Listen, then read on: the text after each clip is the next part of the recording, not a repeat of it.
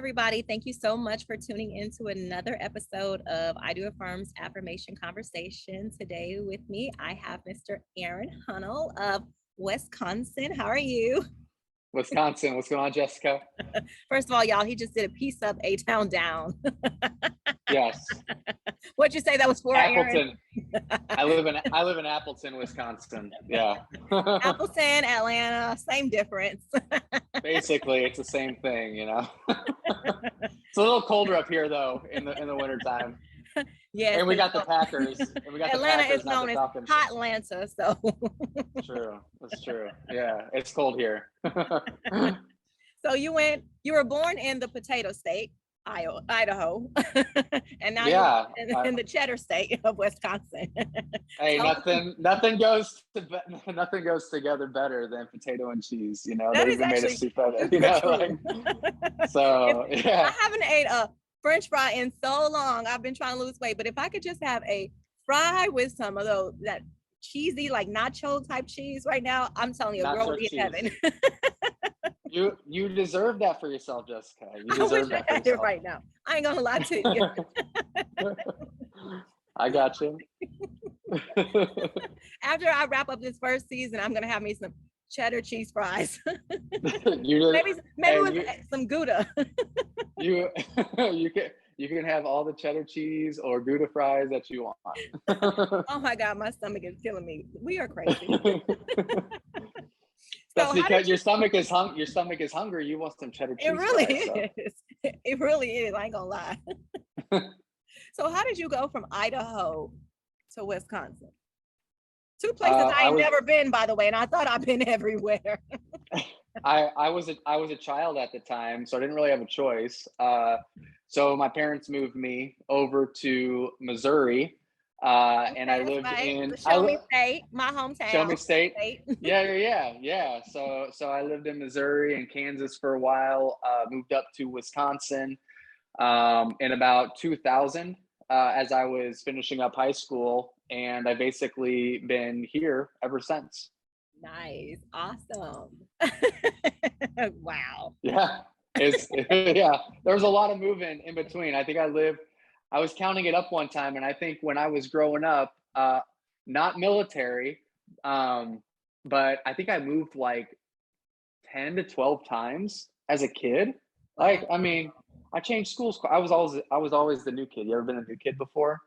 Yes. You ever been a new kid before? So I graduated high school in just 3 years, but in those 13 years, I'm including kindergarten, I had 13 different schools. I was also a product of divorce. So my mom and dad used to just, pull us back and forth. So yes, I was always the new kid. And then almost 19 years in the military in about 2 months. And I've had 11 offices that I've worked in, 10 duty stations. So yes, we are so much alike in that aspect. So it's like, I love that you said that first. Did you say you graduated in 3 years in high school? I did, yes. Were you like the fast track? Yep, I graduated from Eureka High School in Eureka, Missouri, which is like, west of St. Louis. And I was originally class of 2004, but I ended up graduating a year early in 2003. Twinsies. I graduated in 2003 as well. Oh, that's and right. Then I love that you said that you feel like the new kid because of all the moving and new duty stations that you've had. Because I think as adults, we still kind of go through that, don't we? Like we're kind of like the new kid or the new person, maybe with a new job that we have, in the civilian, sector, and then even as a service member with our new duty stations, maybe feel like the new kid, right? The new person there. It can be tough to, feel like how do I fit in? How do I get started? How do I make friends? Exactly. All questions that I think we're asking ourselves, even as adults, Exactly. Which is why I think you are the perfect person to talk about this topic. I am enough. Because you probably had to tell yourself that many times throughout your life. That was my rehearsal coming into this conversation. I'm like, I'm enough. We're going to get it done. Absolutely. And you are. So you basically focus on a lot. So you are, first of all, I would just want to say out of all the 29 people that I either have or am interviewing for this first season, there's a lot of, there's doctors, lawyers, entrepreneurs, Army vets, which you're still serving in the Army, correct? I am. Yeah. Is that Reserve or National Guard? National Guard. Yeah, totally. Awesome. So thank you for your service. But out of all the people Likewise. who have, nonprofits or whatever, websites basically, in some form or fashion, let me just tell you, kudos to you, Aaron, because you are the only one who has, your brand is your name. Okay. AaronHunnel.com, you guys. Okay. So ding, you get a big old green check mark from me. I'll tell you what, awesome. it still feels it, I've had that for, oh man, it's almost been 10 years and it still feels weird. But behind the name, we all have a story, and the website is really to get you to the story. And I think it's really important for us to all feel and have belief in our own story and our names. So website aside, we all have names, and it's a valuable thing to have. And there's a story with that name, and your story and my story and everyone who ever watches or listens to it. Our name and our story, it's all different. And that's the beauty of it. Well, I loved it. I went on, and of course I peeked all over that entire website, and I was just completely impressed. I mean, first of all, I love TED Talks, and to see that you've done one of those, I was not surprised, because I've seen you on the stage, at our annual conferences for, our legal administrators, which is, if you guys don't know, that is the legal warrant officers in the Army. That's our job. We're called legal administrators. So he has graced us on the stage and taught us. But you also have worked with over 40 companies, right? He's a motivational speaker and a coach. So he has worked with companies like the YMCA, American Heart Association, Humana. Talk to us about that a little bit, because I mean, you got to be a phenomenal person to grace the stage and talk to people in those companies. I mean, that's phenomenal. I'm Yeah. so proud to know you. Likewise. Well, it's less about me and it's more about we. It's about the people that I've had the privilege to be surrounded by, because that's really where all of these opportunities have come from. And what I've learned just working with lots of different organizations is that there's one critical factor in all of it. Because a lot of organizations, they'll say, we want health, we want wellness, we want resilience, we want high performing people. So basically what they're saying is they want culture, they want change. The number one problem to solve is trying to get people to cooperate and work together. Because if you can't get people to cooperate and work together and solve complex problems that exist in the organization, whether it's with a department where they've got a small team and maybe there's some friction, or where maybe business sales are declining and the organization's like, what the hell do we do? Those are problems. Well, how do you solve them? You can't do it alone. You got to do it together. And so that's what I've learned on this journey, on this path, whatever you want to call it, and working with different organizations, working with people, is people have to be part of the process. They got to find a way to come together. Those that find the way make it happen. They solve the problems and they make the growth happen. Those who can't come together, they stay stuck, they stay in status quo, or they disappear, they go away. So that's what I've learned, doing this work, and it's been a great ride so far. That is really amazing. And you've also been named one of the top 25 national wellness professional by the Wellness Council of America. Tell us about that a little bit, because that's amazing. Yeah. Only 25 people and your name's on that list. Yeah, that was from, I think it was like 2017. I had an opportunity to be involved with WellCoa for a bit. And they really helped me get to iron out like my wellness practitioner strategy, and like how, when I was going and working with organizations, how did I go in and change culture? And WellCoa was a big part of that for me, kind of establishing my roots as a wellness professional and finding ways to make change happen. Because Yeah, I think you'll attest, like, change is probably one of the hardest. It's like, it's always around us and it's always happening, but when you wanna make it happen deliberately, it's like one Yeah. of the hardest hardest things that you can do, you Exactly. know? Making deliberate change, and people are so resistant to it. I'm like, dude, you change all the time. Just because I called a change and I like brought it to your attention, why are you resisting it? Yeah. Totally, totally. It's so funny. Yeah. Well, guess what, guys? That is not all. Aaron Hunnel is also an author. He is a published author. He wrote a book called Upwards: Maximize Life with Positivity, Passion, and Purpose. Like, he belongs here. He belongs on this episode of I Do Affirm Affirmation Conversation. And he belongs on the I Am Enough one because he is a motivational speaker. He is a coach. He talks about this stuff to people, and he teaches people in the workplace, on the stage, and in his book, the things that I'm trying to get through to your heads and your hearts. So tell us about your book. Yeah, so the book is really, it's quite a few stories about how to make life happen. How do you get the most out of yourself using tools like positivity, passion, and purpose. Having a tool is helpful, but it's only a piece of the puzzle. You have to know how to use the tool, and then you have to use it in the right situation. So, like, for example, if I love metaphors and analogies, by the way. So it's like, okay, if you have a screwdriver, right? And you're like, this is a tool, but you have a rubber band and you're like, I want to use this screwdriver for the rubber band. It wouldn't make sense. You'd probably want a screw, right? You're like, I want a screw. I'm gonna plug this screw into, like, the wood, for example.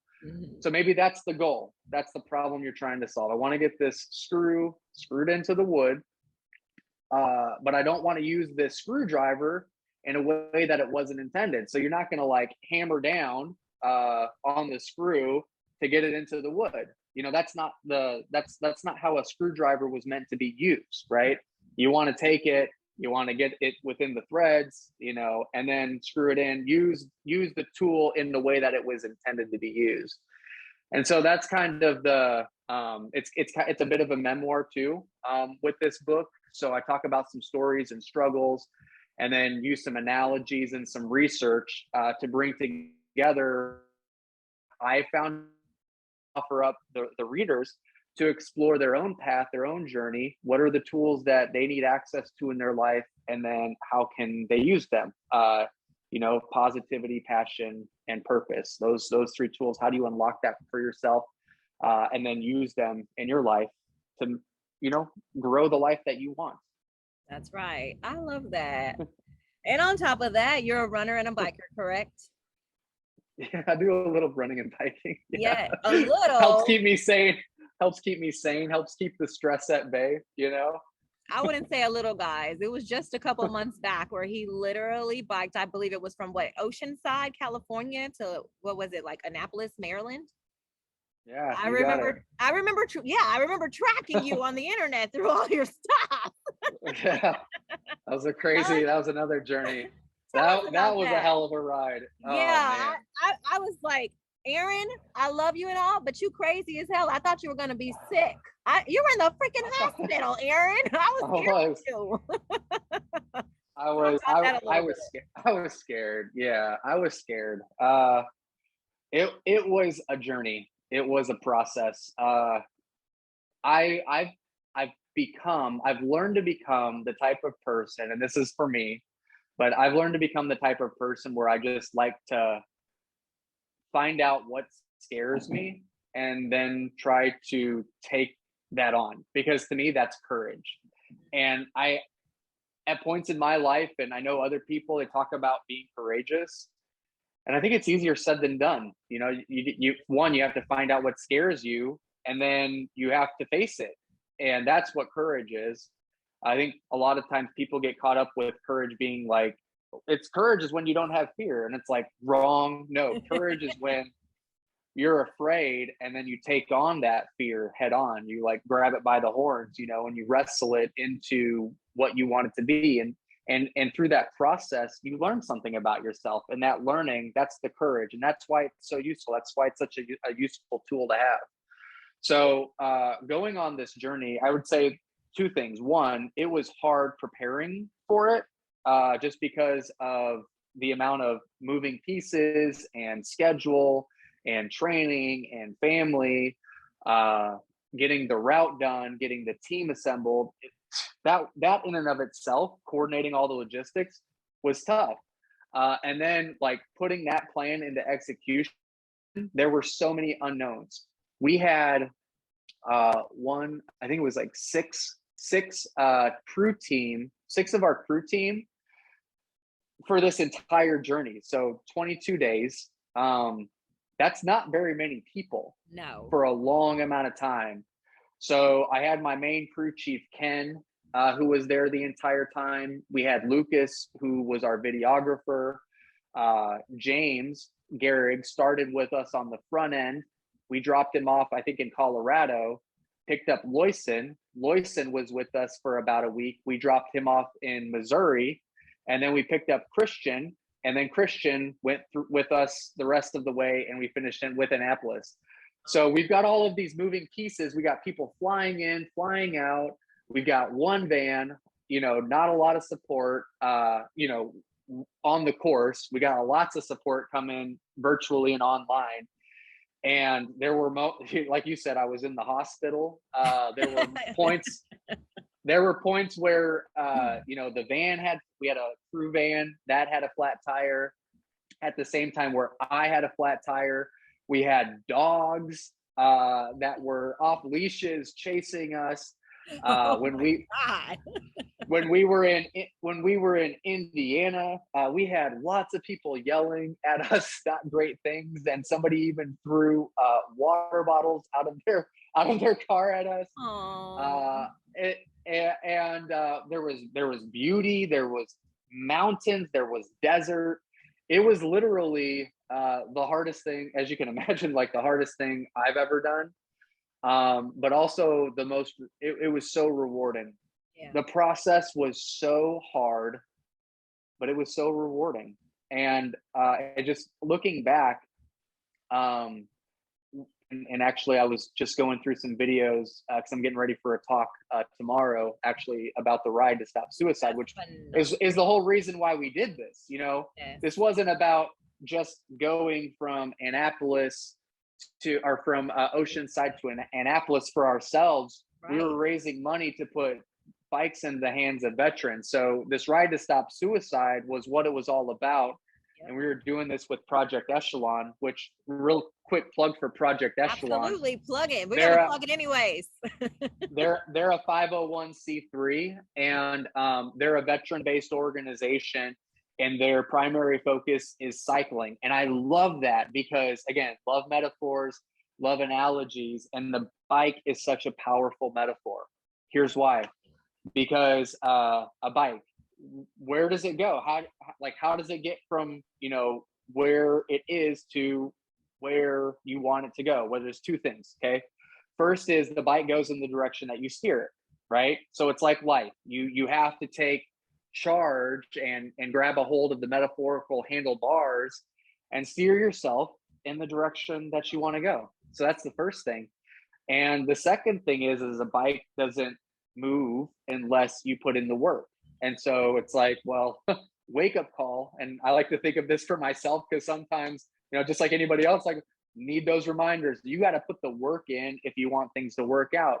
You got to put effort into those pedals to make the bike move forward. It's like life. You got to put work in. You can't fingers crossed and be like, you know what, I'm just going to stay put and see what happens. That's a terrible strategy. There's no momentum that's going to be generated from that. Metaphorically speaking, you put that work in, you put the pressure on those pedals, you're going to have uphills, downhills. There's going to be times where you got the wind at your back and you can cruise, and, you can sail, and things just feel like they're clicking. And then there's going to be times where you got a headwind where you're just like, like, this is terrible. Yeah. I hate the wind. And it's like, it's so hard, but it's when you put the work in, you steer yourself, no matter how fast or how slow you go, that's the process. And that's where the beauty really comes from in all of this, because through process and through that process and the progress that's made, there's energy, there's meaning. You can take that energy and the lessons that you learn, and you can start applying them to other areas of your life. And that's what I take through all this. Is I built some of the strongest friendships that I'll ever have in life. The experiences, like now we've got stories for the rest of our lives. Amen. And we were able to raise money to put bikes in the hands of veterans, so we're making a difference in the world. So purpose, connection, teamwork, like all of these things, it's just, I just feel so thankful, one, that I didn't die, and two, that we got to make a difference in the world. Oh, I don't think you need to practice for your TED talks. It's so natural. You're just phenomenal. Honestly. This is a great conversation, Jessica. And I always enjoy our conversations. They're great. Oh, likewise. We inspire one another, and that's what it's all about. Surrounding yourself with like-minded people. That's totally. That's what it's about. That's what it's about. So, I always ask surprise questions during my interview. So I'm gonna ask you, totally unrelated.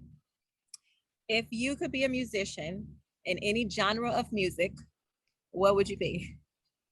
Rap. You would be a rapper. Are you any good? Could you compete with Post Malone? Could you compete with what's the new one? I love him. He's actually really good. He just performed on the BET Awards with Brandy the other day. Oh, Jack Harlow. Could you compete with Jack Harlow? But I've been listening to his stuff and I really like it. Yeah. Recently, I haven't. I have to be honest. I haven't listened to a lot of rappers that are like super recent. A lot of them is more like old school from like our high school days. Yes. Which is actually, I got a story for you. But I just recently started listening to Jack Harlow, and I'm like, I like his style and I like his flow. It's pretty good. Okay, so who's your favorite rapper then from our time, our high school? Oh, because in 03, 50 Cent got real big, and Nelly was big around 03. Yeah, I like Nelly. I would just say 50 Cent and Eminem. I really liked, and I like some Tupac as well. But 50 Cent, I really liked his. I liked his songs. Like he had some really good like amp up songs, and I just liked his music and his voice. His tone, it was just really great. And then Eminem, I like him because he has like a very percussion style rap that I really like. And so I love the way that he flows. And then he's got a little bit of and then as he was growing and trying to find himself, he added a little bit of rock to it. And I like the percussion with the bit of rock. It just really great. So I think that's. Go ahead. I'm sorry. Oh no, you finish. Okay, you first. No, you first. Yeah, no, as both of those artists were, growing and becoming bigger and bigger, it was really cool to like listen to their music and how it evolved. And some of like Eminem, especially, he had some tracks later on that weren't great, and it felt like he kind of got away from himself. And then 50, I really like a lot, most of his albums I really enjoyed. And when they had the Super Bowl, oh my God, I was like, yes, it was exactly. Man, that was for us. It was so awesome. Yes. Oh, that was for us. Yeah, I will definitely say Eminem's music is like, it just makes you want to like ride in your car at like 10 p.m. with your sunroof open, where it's like cool, like 70 degrees, and just like blast it. It's just, oh my God. Yes. So I know I'm with you. We are here on this. I love it. So obviously there's no desire and there's no competition with any of those individuals. No. So like when I'm talking to, I love, I think writing is something that a lot of people overlook. And I used to write rap lyrics when I was in high school, not because I wanted to become a rapper, but I was like, I really like the process of poetry, Exactly. and I covered up that part of myself for quite a while because here I am, like this white guy living in a really really small town that's like farming, and I'm like, You could have rapped about crops. I could have, but Yes. You could have rapped you about know, hoes, yeah, the tools. the tool, the tool. Uh, I could You're have, so goofy. but here's the thing: is like, sometimes we allow the voice of the world or the perception of other people like seeing us, like we Yep. we cover up the parts of ourselves that we think aren't enough, and maybe we feel ashamed, and we're like, we can't be this even though we feel this, and so we suppress it. And it's one of the most dangerous things that you can do, because suppressing who you are is not the path to authenticity. It's not the path to unlocking potential. It's the opposite. It's you mask and you facade who you are, the best parts of you. And so I practiced, like a lot of people, covering up this part of me. And what it was the poetry. I really love the poetry. And so in 2015, there was a poetry contest in Appleton where I live. And I think there was a few hundred people that entered. And I told my wife, Marissa, that I was going to enter. And she's like, "You're doing what?" And I'm like, "Yeah, I'm gonna write a poem." And she's like, "Okay." And so I whipped up something in like 10 minutes. I submitted it, and I was like, let's just see what Wow. happens. And I was one of like 5 or 10 winners, and they Wow. stamped. Yeah, and they stamped the poem in the sidewalk downtown, and I was like, "Oh, Oh, okay, no way.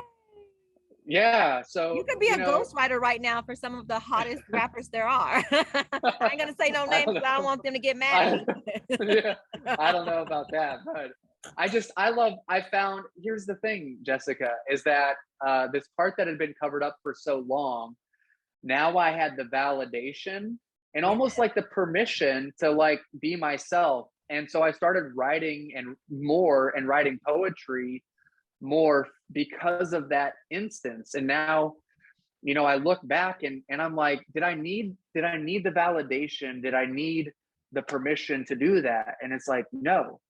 And so, for me, and I would just say for anybody that's watching or listening to this, is like, you need to give yourself that permission. You need to validate yourself. Look in the damn mirror and say, like, I'm enough. Like the parts of you that you've been covering up, it's time to, move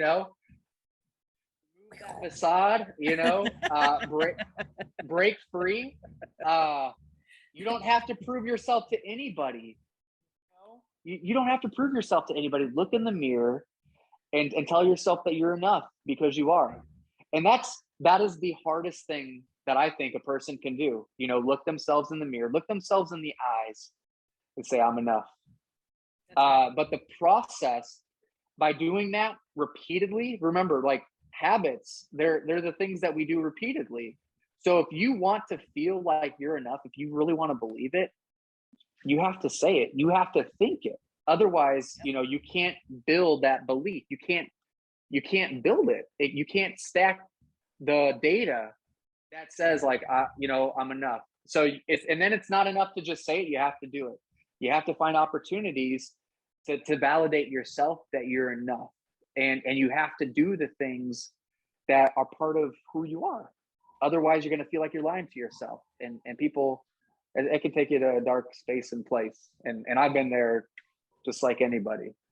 So Aaron, you so damn good. First of all, the ambulance is coming to save me because you done killed this interview, this conversation. First of all, the ambulance in the back. Second of all, I have not had to ask you no questions because your flow is phenomenal. Like you are a straight up professional. I am empowered. I am inspired. You are absolutely amazing. Thank you so much. Like, honestly, you are so damn good at what you do. I am like, damn boy, come over here and sit with me next season on season 2. You're gonna co-host this shit with me. Let's go. But honestly, Let's go. you are awesome. Before we go, I want, if there's anything that you want to mention before we wrap this up, have at it. Anything. Yeah.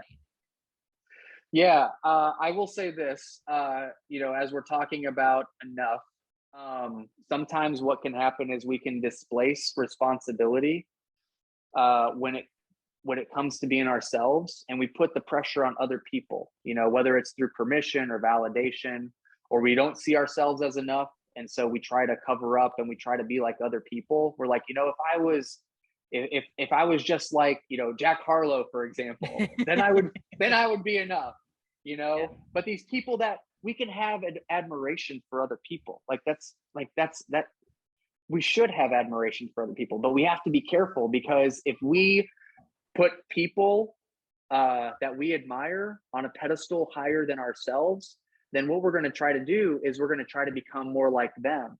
The problem with that process is if we try to become more like other people, we inadvertently and unintentionally become less of ourselves. The whole thing that is going to help us unlock our potential and the thing that we're searching for. And so that journey can be really tough, unlearning, trying to be like other people so that we can be more of ourselves. And the way that I like to sum it up is be strong enough to stand alone, and then smart enough not to.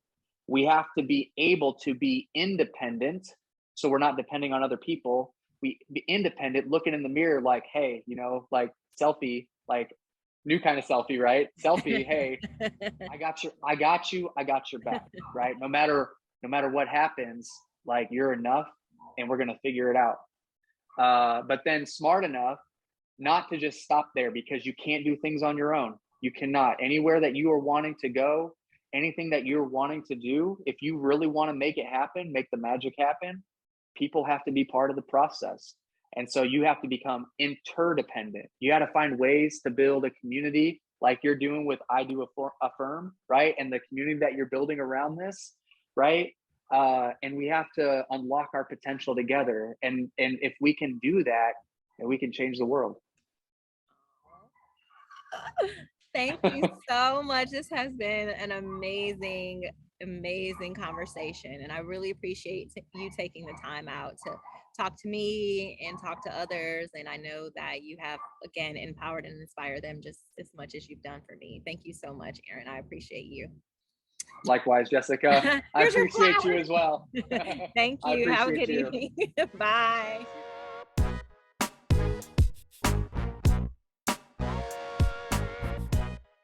Thank you so much for tuning in to our inaugural I Do Affirm Affirmation Conversation.